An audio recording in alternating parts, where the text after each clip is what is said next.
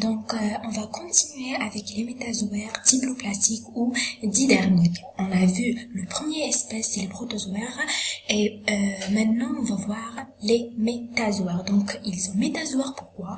Parce qu'ils sont caractérisés par, ils sont des pluricellulaires, à l'opposé des protozoaires qui sont unicellulaires. Donc les métazoaires sont pluricellulaires. Diploplastique ou didermique veut dire quoi? Veut dire c'est il a les feuillets de la cellule, c'est l'ectoderme et l'endoderme. On a bien sûr dans chaque espèce on a des différents embranchements. Donc les métazoaires on a 3 embranchements: les spongiaires, les cnidaires et les spinaires. On a vu les protozoaires, les sarcomasticophora, les apicomplexa, on a les myxoa, etc. Donc là on a 3 embranchements: les spongiaires, les cnidaires plutôt et les spinaires. Donc on va commencer par le premier embranchement, c'est les spongiaires, d'accord? Les spongiaires, ils ont une définition, bien des caractéristiques généraux. Premièrement, sont des animaux fixés, هي حيوانات ثابتة. coloniaux. Donc coloniaux يعني تعيش في مستعمرات de 8 à 9000 espèces marins. Donc de 8 à 9000 espèces marins يعني أنواع بحرية تعيش في البحار.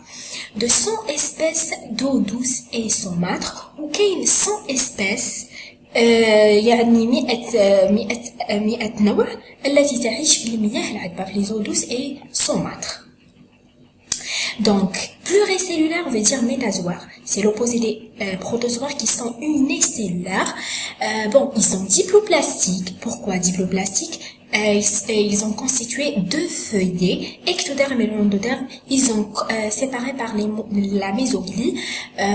Donc, on a vu ça dans la première vidéo.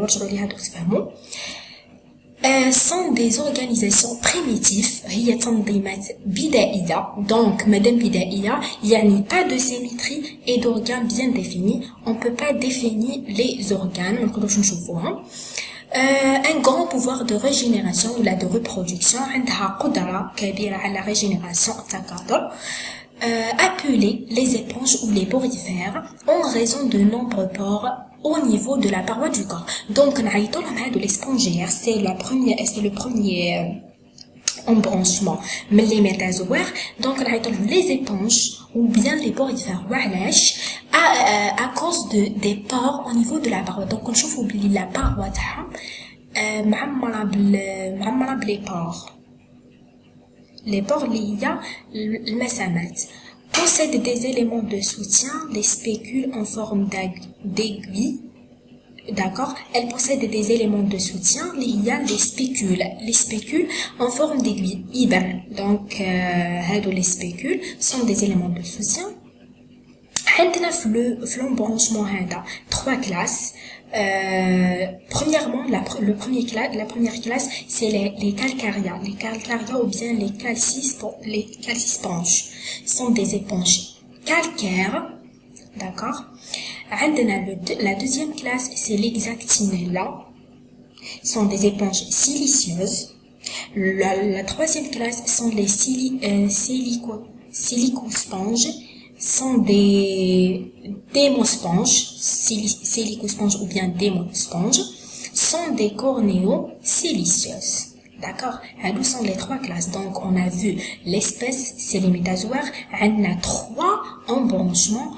Chaque embranchement a des classes. Donc, là, on a 3 classes. Les calcaria ou bien les calciponges, les hexactinella, اللي هما les éponges silicieuses, وعندنا les silicosponges اللي هما les démisponges, sont des cornéosilicieuses. D'accord? On va passer à la classe l'oula اللي هي les calcaria ou les calcaria ou bien les calcisponges. D'accord? Par exemple, on prend le type des Oleontus sp. C'est un type des calcaria, des calciponges plutôt. L'organisation générale. Donc, on va voir l'organisation générale de de cette classe. Donc elle forme d'un sac fixé à sa base تحتوي على un sac حقيبة التي تكون مثبتة على القاعدة présente une cavité gastrale l'atrium plutôt un oscule pore exhalant ou une spécule calcaire. Madame عندهم des calcaria donc هتكون les spécules sous forme des aiguilles هتكون de genre calcaire. D'accord, هذه c'est les calcaria. Et voilà un schéma les zolionus primordiales. Les zéonotubes primordiales, d'accord. عندنا لهنا un oscule ou bien un pore exhalant. عندنا un spécule calcaire. Voilà. Un pore inhalant. Donc, c'est le schéma à apprendre, d'accord. Donc, d'après la description précédente, on a dit quoi? On a dit que les zéonotubes, par exemple, primordial, c'est un exemple là, les calcaria.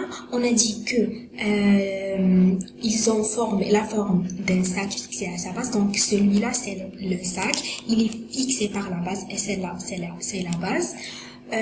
Présente une cavité gastrale au trio. Celle-là, c'est la cavité gastrale.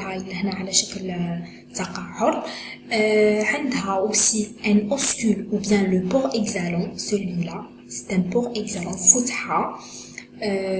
عندها aussi des spécules calcaires. On l'appelait calcaria parce qu'elle est caractérisée par des spécules calcaires en forme des aiguilles.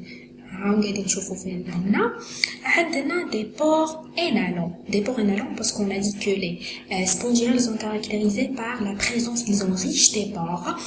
Les pores sur la paroi du corps, c'est pour ça on les appelle des spongiales. Donc les pores, ils sont inhalants. Les pores, d'accord. Donc à l'histologie de la paroi, plutôt l'histologie de la paroi. Paroi du corps présente. La couche externe, c'est l'ectoderme. D'accord? Donc, la paroi de ces animaux, elle est constituée par une couche externe, c'est l'ectoderme. Une couche interne, c'est l'endoderme. Et une mésoglie, une sorte de gelée. Donc, la mésoglie, il y a طبقة متوسطة بين l'ectoderme et l'endoderme. Donc, elle sépare l'ectoderme et l'endoderme. Donc, madame, on a un endoderme et ectoderme sont diploplastique ou la didermique. D'accord? هذه c'est la paroi du corps. Et voilà, on a le schéma هذا. Voilà, لهنا عندي l'ectoderme. C'est la couche externe. L'endoderme, c'est la couche interne. Ils sont séparés par une sorte de gelée, c'est la mésoglie. Donc là, on a les pinacocytes, on a les porocytes, les choanocytes, on a les spécules calcaires. Elles sont sortes de cellules. On va voir le rôle de chaque cellule.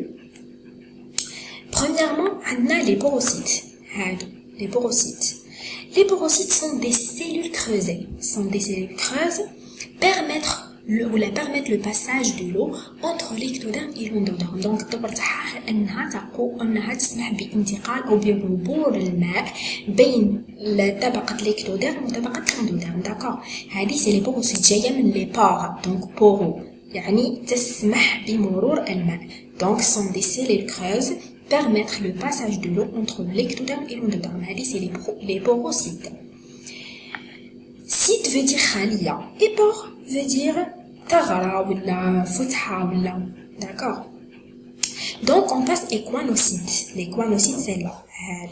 Sont les choanocytes. Les choanocytes c'est l'endoderme, non. Donc les choanocytes des cellules portent un long flagelle. Voilà le flagelle. Donc, elle porte des flagelles, un long flagelle qui perd naissance au fond d'une collerette apicale, qui prend naissance au fond d'une collerette apicale. Le flagelle assure les mouvements de l'eau à travers la paroi. La collerette est constituée d'une quarantaine de micro-véocités qui assure les mouvements et les captures des particules alimentaires par pseudopodes. Donc c'est quoi ça? Les choanocytes sont des cellules في flanc de derme. Vous voyez que عندنا une colorate apicale, celle-là, هذه هي la colorate apicale. Donc هذه الخلايا en bleu, elles sont des colorates apicales. هاد les colorates apicales ينبثق أو يخرج منهم تنبثق منهم أصوات، راهي الأصوات les flagelles. Les flagelles هذوك شو هو الدور تاعهم اللي شفناهم في لي بروتوزوار؟ toujours c'est la propriété de la mobilité. donc الخاصية تاع التنقل.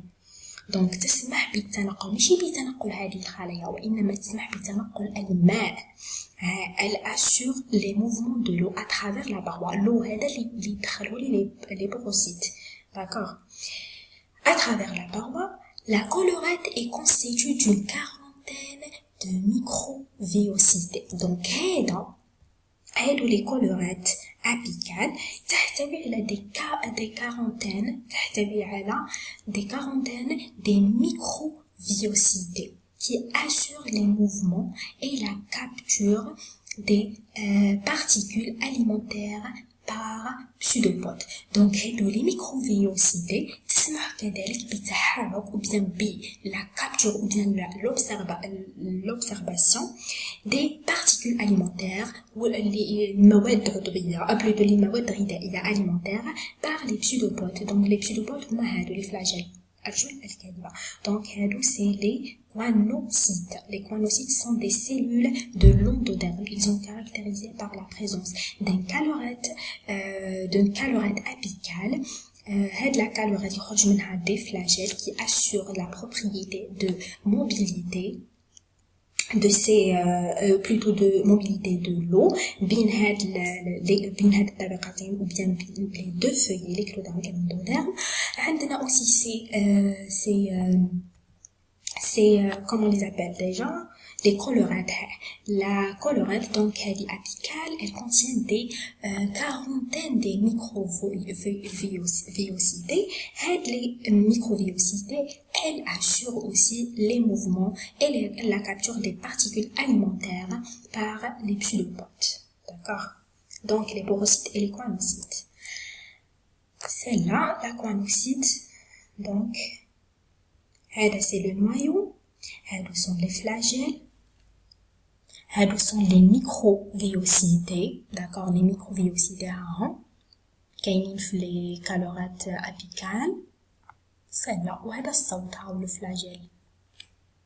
هذه c'est la calorate. d'accord. كيما كنا نشوف فيها قبيل.